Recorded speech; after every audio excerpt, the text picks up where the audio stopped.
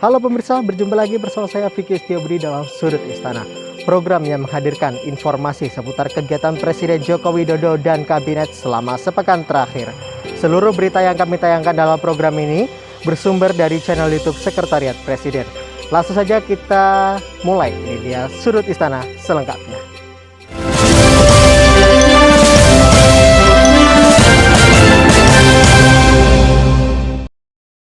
Ya pemirsa, mengawali Sudut Istana kita buka dari informasi mengenai Presiden Joko Widodo memerintahkan agar jembatan Sei Alalak di kota Banjarmasin, Kalimantan Selatan segera dibuka. Jembatan yang berada di Provinsi Kalimantan Selatan ini menghubungkan kota Banjarmasin dengan Kabupaten Barito Kuala menuju Provinsi Kalimantan Tengah. Kawasan ini terkenal kemacetannya, terutama setelah Jalan Lingkar Utara yang kondisinya rusak parah pasca diterjang banjir. Berikut kita simak testimoni masyarakat atas dibukanya jembatan Sei Alalak.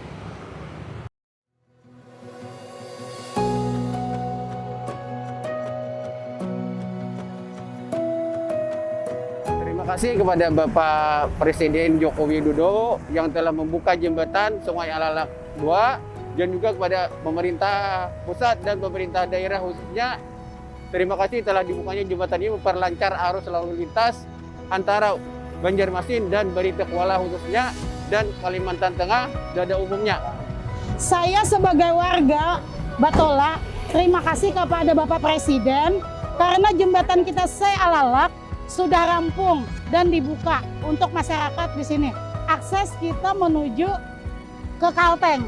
Jadi jembatannya itu jembatan Banjarmasin menghubungkan dengan Kota Marabahan, Batola. Terima kasih kepada Bapak Jokowi, Bapak Presiden kita sudah membangunkan jembatan yang sebagus dan semegah ini. Kami sebagai warga Banjarmasin banyak-banyak mengucapkan terima kasih kepada Bapak Presiden Joko Widodo.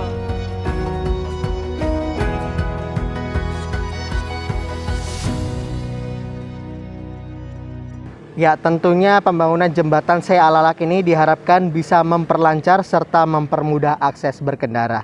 Kita ke informasi menarik lainnya pemirsa, di mana setelah melakukan penanaman mangrove di Cilacap pada pekan lalu, Presiden Joko Widodo kini terbang ke pantai Setokok, Batam. Usai menanam mangrove bersama masyarakat, Presiden Joko Widodo menyampaikan yang paling penting adalah bagaimana merawat, merehabilitasi mangrove yang rusak sehingga ekosistem mangrove di Indonesia terus terjaga.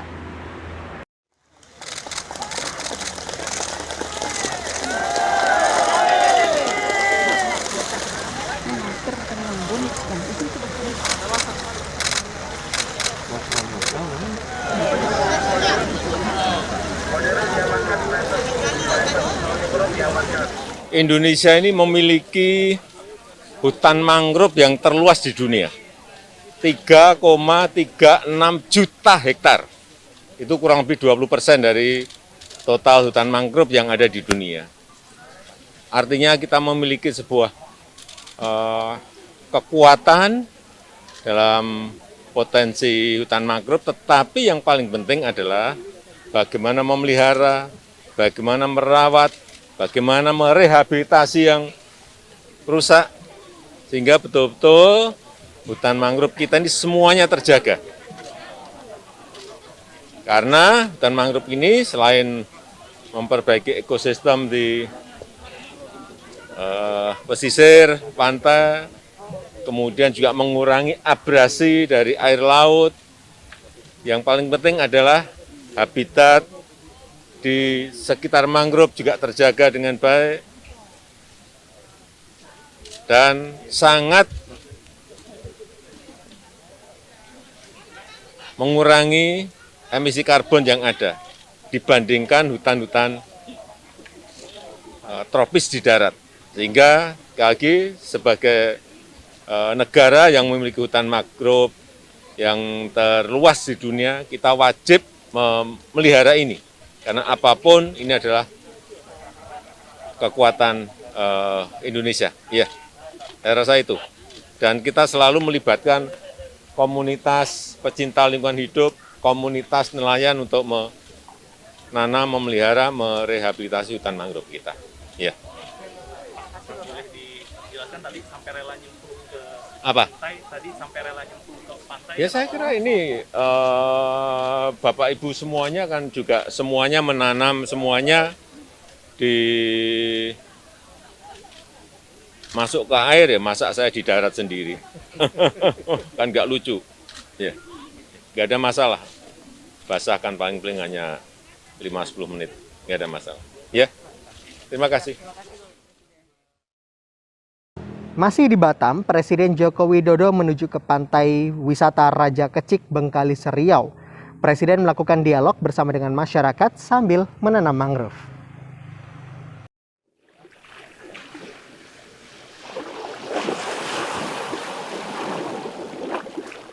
Pulau ini, Pulau Bengkalis, letaknya ini kan pada posisi pulau terdepan terluar wilayah kedaulatan Indonesia. Dan tingkat abrasinya sudah cukup sangat parah. Dari tebing pantai ini ke arah tengah, itu sudah kurang lebih 1 kilo habis, memanjang ke namanya Tanjung Jati. Tanjung Jati, dan ini setiap waktu terus dihantam oleh ombak Selat Malaka.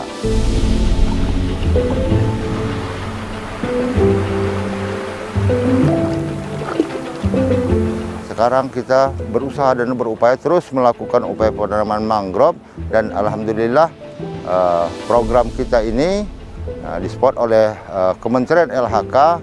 Ya, terima kasih kita pada Menteri LHK Ibu Siti Nurbaya. Yang kita berharap betul, selain penanaman mangrove ini adalah batu pemecah gelombang. Jika ini tidak dilakukan, ya berapa puluh tahun lagi saya rasa pulau ini akan tinggal kenangan.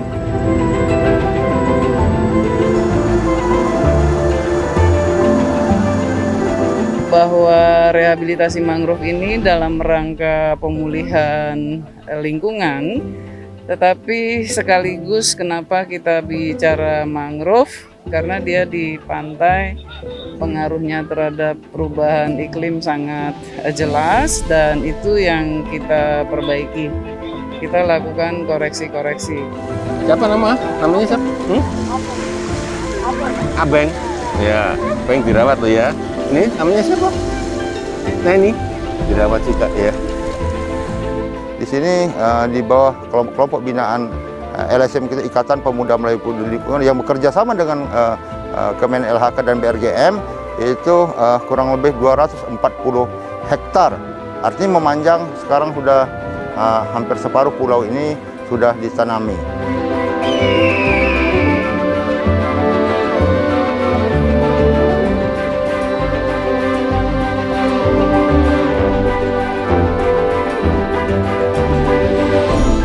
Di sekitar pulau saya sudah ada pulau yang tenggelam diakibatkan karena rusaknya hutan bakau. Dari kesadaran tersebut, saya berpartisipasi dengan penanaman hutan bakau ini supaya kembalinya ekosistem yang sudah rusak pulih kembali. Kami berpesan sama Pak Presiden, tolonglah bangun kembali laut kami, minta seperti dulu lagi. Sebab sekarang wilayah kami ini, pulau kami makin mengecil, lautnya makin membesar.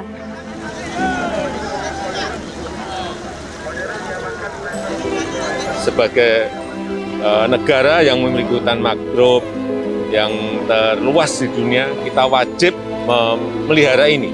Karena apapun, ini adalah kekuatan Indonesia.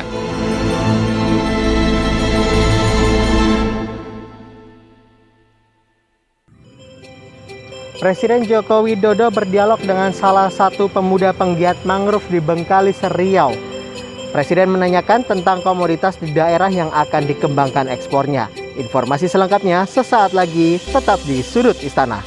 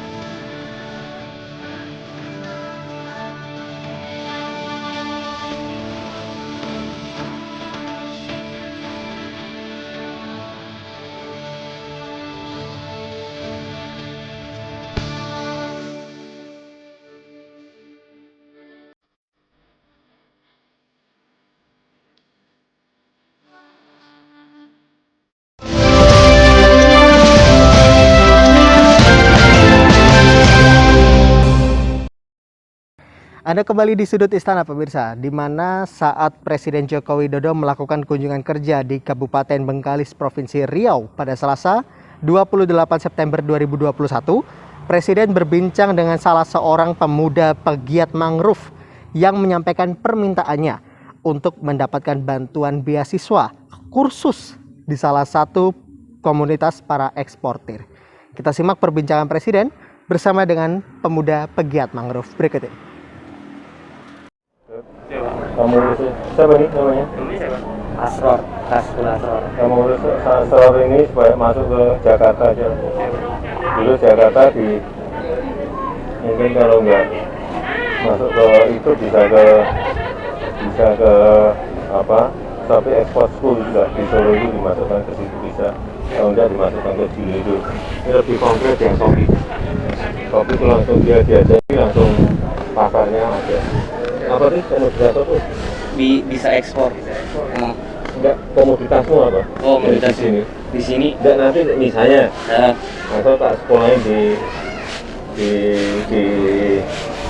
sekolah itu ya, di komunitas itu terus di sini mau ngapain? Di sini mulai dari ada hasil laut, karet juga Pak. Itu yang mau kamu ekspor itu. Oke, bagus. Melihat itu. Oke, bagus. Ada juga di pasir Ya, artinya kamu melihat di sini ada peluang Iya. yang ingin kamu manfaatkan gitu loh. Iya, Pak. Oke, bagus. Kalau nggak di itu tadi komunitas bisa ekspor, di Shopee ekspor aja. Shopee ekspor school itu lebih bagus. Lebih konkret. ada. Nanti langsung siapin anunya ya, siapin tiketnya aja. Siapin tiket. Anukan dulu kalau nggak di yang Jakarta, yang Solo mungkin. Kalau yang Shopee di Solo, kalau yang komunitas saya cek dulu nanti. Nanti bagus kan. Berapa? Kasih mana Pak? Kamu di situ berarti di komoditas ekspor kamu udah semua loh ya? Apa? Ngerti Ini masih mulai sambil mencari-mencari juga. ngerti komoditas apa yang kalau kamu mau berangkat, kamu harus ngerti komoditas apa yang ingin kamu ekspor dari sini. Ada kapasitasnya berapa ton atau berapa banyak, harus ngerti semua. Iya. Nanti di situ juga diberitahu. Iya. Terus kalau saya tanya modalmu apa? Modal. Untuk ekspor itu modalmu apa? Kalau modal kan belum ada. Artinya nanti kamu menjembatani Para petani, para nelayan di sini. nelayan untuk bisa ekspor. Oke. Saya Muhammad Kasbul Asror, kalau di sini biasa dipanggil Asror. Saya adalah seorang mahasiswa juga di semester 1, dan dikarenakan online saya berada di daerah kampung saya sendiri. Kemudian saya melihat banyak sekali potensi-potensi dari kampung kami yang bisa dikembangkan. Salah satunya hasil lautnya, kemudian para petani-petani karet, dan juga ada merambah ke porang dan lain-lain. Terus tadi ngobrol apa aja sama Presiden? Alhamdulillah tadi ngobrol, minta bantuan dan kesempatan juga bergabung dalam komunitas ekspor Indonesia, ekspor atau Shopee ekspor yang Indonesia. Terus Presiden tanggapannya apa? Alhamdulillah Presiden mengabulkan permintaan saya, dan insya Allah katanya sekitar 3 bulan atau kapan nanti akan dihubungi lagi selanjutnya. Untuk apa tadi? Saya dengar mau disekolahkan apa? Iya, untuk sekolahkan ekspor itu, insya Allah ke Jakarta atau ke Solo tadi. Oke. Terus perasaan yang Mas sendiri setelah dapat? Alhamdulillah sangat-sangat bangga, sangat-sangat bahagia, dan ini kehormatan yang luar biasa.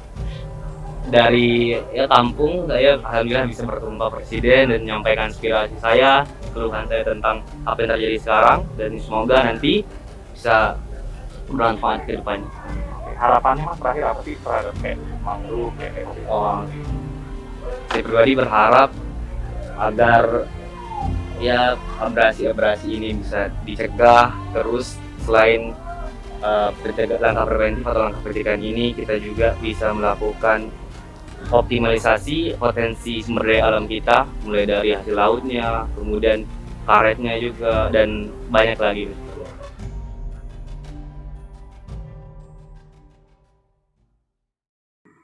Ya, pemirsa, kabar duka menyelimuti kita. Anggota Dewan Perwakilan Daerah atau DPD RI Sabam Sirait meninggal dunia pada Rabu 29 September 2021 pukul 22:37 waktu Indonesia Barat. Tokoh senior PDIP tersebut menghembuskan nafas terakhirnya di Rumah Sakit Siloam Karawaci, Tangerang, Banten. Presiden Joko Widodo turut melayat ke rumah duka mendiang Sabam Sirait di Jakarta. Anggota DPRD RI periode 2019 sampai 2024 ini meninggalkan seorang istri, 4 anak, dan 8 cucu. Sabam Sirait merupakan tokoh penting dalam berdirinya PDI Perjuangan. Sabam Sirait lahir di Tanjung Balai, Sumatera Utara, 13 Oktober 1936. Saat ini Sabam Sirait menjabat sebagai anggota Dewan Perwakilan Daerah Republik Indonesia menggantikan AM Fatwa yang meninggal pada Desember 2017. Karir politik Sabam Sirait telah melalui 7 kali masa pemerintahan presiden. Pengalaman inilah yang membuat Sabam Sirait menjadi seorang politisi senior. Sabam terpilih kembali menjadi anggota DPD RI tahun 2019 dengan raihan 626.618 suara. Di kehidupan pribadinya, Sabam Sirait adalah sosok yang spontan dan senang berkelakar. Sabam menikah dengan Sondang Sidabutar, seorang dokter lulusan Universitas Sumatera Utara dan mempunyai 4 orang anak. Ayah dari politikus PDIP, Marwarar Sirait ini memiliki kegemaran membaca, berenang, dan berkunjung ke beberapa daerah. Sabam adalah anak pertama dari 3 bersaudara. Sang ayah, FH Sirait, merupakan seorang pensiunan Departemen PU dan juga pendiri Partai Kristen Indonesia atau Parkindo. Ibu Sabam Sirait, Julia Sibuea, adalah bekas pedagang beras. Dalam kehidupan politik, Sabam banyak terlibat berbagai organisasi politik. Kami turut berduka cita atas kepergian mendiang Sabam Sirait. Semoga amal ibadah yang dilakukan selama ini diterima oleh Tuhan Yang Maha Esa. Kita ke informasi selanjutnya pemirsa, di mana Presiden Joko Widodo memimpin upacara peringatan Hari Kesaktian Pancasila di Monumen Pancasila Sakti, Lubang Buaya, Jakarta pada Jumat 1 Oktober. Pada kesempatan tersebut pula hadir Ibu Negara, Ibu Iriana Joko Widodo dan Wakil Presiden Ma'ruf Amin yang didampingi Ibu Wakil Presiden Wuri Ma'ruf Amin. Mengawali upacara, Jokowi memimpin prosesi mengheningkan cipta untuk mengenang pahlawan revolusi. Setelahnya dilakukan pembacaan teks Pancasila oleh Ketua DPD RI Lanyala Mataliti. Kemudian dilakukan pembacaan pembukaan Undang-Undang Dasar 1945 oleh Ketua MPR Bambang Susatyo. Adapun Ketua DPR RI Puan Maharani membacakan dan menandatangani naskah ikrar. Terakhir, Menteri Agama Yakut Khalil Qomas membacakan doa yang menjadi penutup rangkaian acara. Upacara juga dihadiri secara langsung oleh Ibu Negara Iriana Joko Widodo, Wakil Presiden dan Ibu Wuri Ma'ruf Amin, Menteri Pendidikan, Kebudayaan, Riset dan Teknologi Nadiem Makarim, Panglima TNI Marsikal Hadi Cahyanto, serta Kapolri Jenderal Listio Sigit Prabowo. Selain itu, upacara diikuti juga secara virtual oleh para menteri, pimpinan lembaga negara atau instansi pusat, serta keluarga pahlawan revolusi. Turut hadir secara virtual juga Kepala Daerah atau Forum Koordinasi Pimpinan Daerah atau Forkopimda, serta kepala lembaga yang ada di daerah.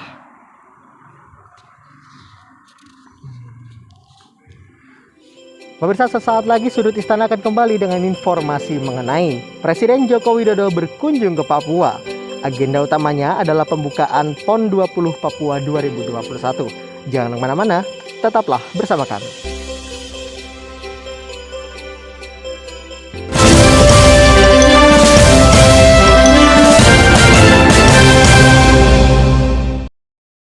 Pandemi ini sungguh sudah sangat melelahkan. Semakin hari semakin berlarut-larut dengan korban yang makin bertambah. Kita harus bertegas diri, bukan orang lain, untuk tidak lelah berjuang dan vaksinasi. Saatnya andil menyelamatkan dan amankan negeri kita. Dimulai oleh kesuksesan vaksinasi kepada tenaga kesehatan, pahlawan kita. Setelah vaksinasi, disiplin dengan protokol kesehatan. Masa depan negeri ada di bahu kita.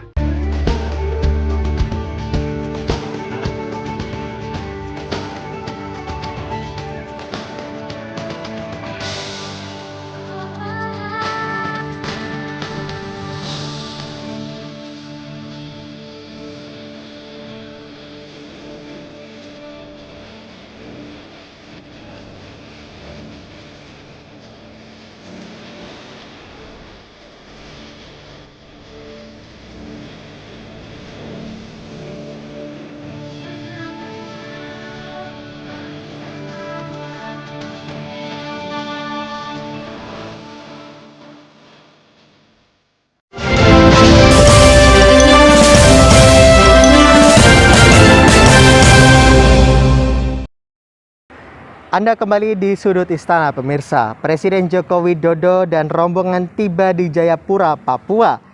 Presiden disambut tarian selamat datang khas Sentani dengan iringan tetabuhan tifa.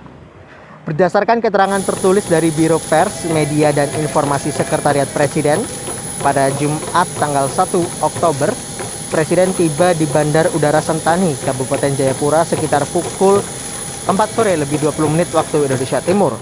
Jokowi langsung mengalungkan noken. Presiden dan rombongan selanjutnya menuju hotel untuk bermalam dan melanjutkan agenda kerja esok hari. Sejumlah pejabat menyambut kedatangan Jokowi di Bandara Sentani. Mereka diantaranya Pangkogab Wilhan III, Letjen TNI Jeffrey Apoli Rahawarin, Pangdam 17 Cendrawasih Maijen TNI Ignatius Yogo Triyono, Kapolda Papua Irjen Pol Matius D. Fakhiri, dan Pangkopsau 3 Marsda TNI Samsul Rizal. Sedangkan Gubernur Papua Lukas NMB menyambut di hotel tempat Presiden bermalam.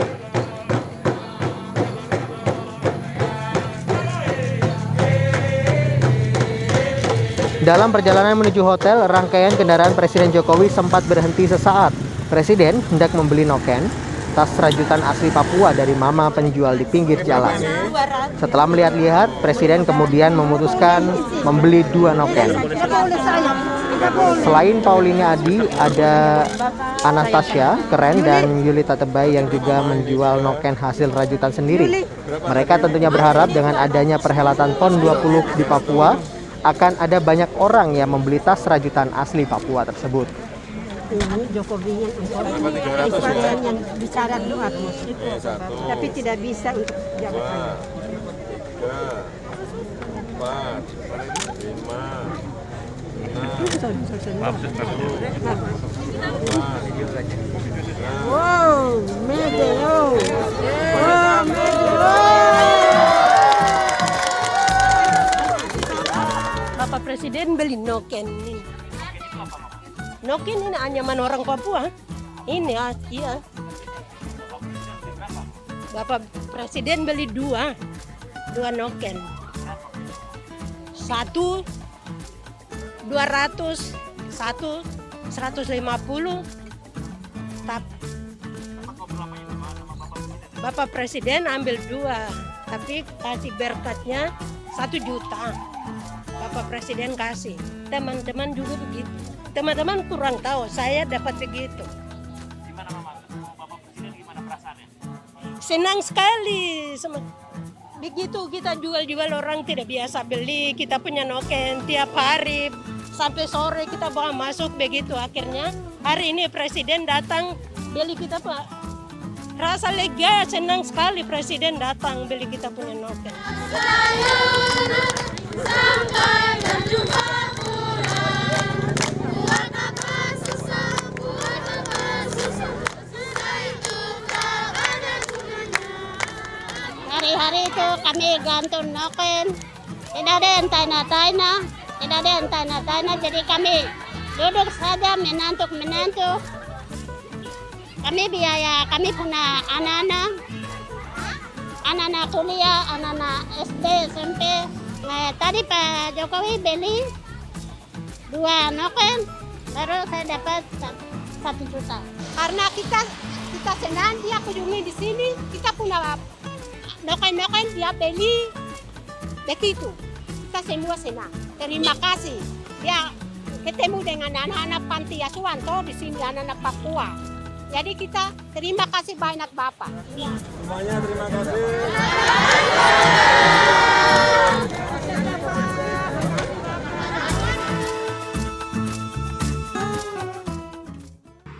Pemirsa, Presiden Joko Widodo kemudian melakukan groundbreaking Papua Youth Creative Hub. Apa itu? Jadi Papua Youth Creative Hub merupakan pusat pengembangan kreativitas pemuda-pemudi Papua. Pembangunan infrastruktur ini merupakan tinjak lanjut kunjungan Presiden Joko Widodo ke Papua pada tahun 2019 lalu, tepatnya pada bulan Oktober.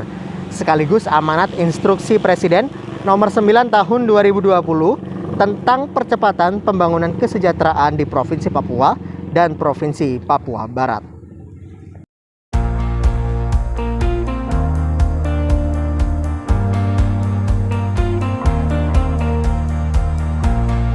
Jadi Papua Muda Inspiratif ini sebuah sosial movement baru anak-anak muda Papua. Kami memang mengambil ekonomi sebagai basis kita bergerak. Kami berpikir sudah banyak isu yang dimainkan tetapi belum di ekonomi. Jadi anak-anak muda Papua lewat pergerakan Papua Muda Inspiratif ini menjadikan isu ekonomi sebagai isu utama kami.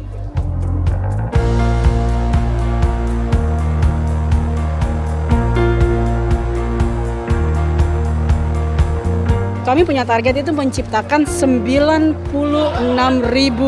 pekerjaan per tahun. Kami sudah membuat sebuah sistem di mana dari sistem pendidikan informalnya sampai dengan link and match atau supply dan demand-nya. Jadi kalau sistem kami itu berjalan, maka kami berharap 96.000 pekerjaan bisa di-create tiap tahun oleh anak muda Papua.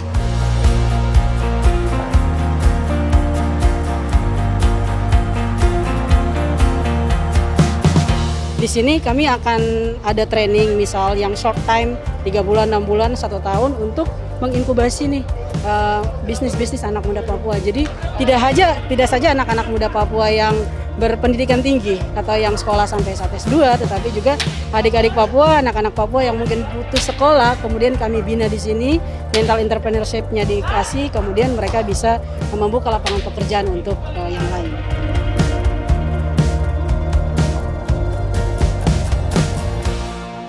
Masa depan kita semuanya, masa depan Indonesia, masa depan tanah Papua ada di Papua Youth Creative Hub yang kita harapkan nanti di akhir 2022 sudah selesai, langsung lembaganya siap, dan kita harapkan dalam waktu yang sangat cepat bisa betul-betul melakukan pengembangan SDM di tanah Papua yang kita cintai.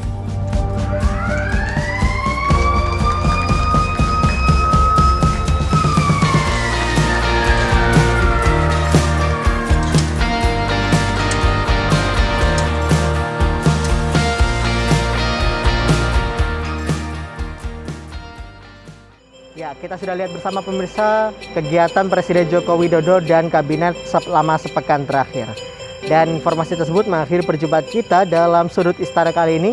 Saya Fikri Setiabudi pamit undur diri dari hadapan Anda. Kita jumpa lagi di Sudut Istana pekan depan. Sampai jumpa.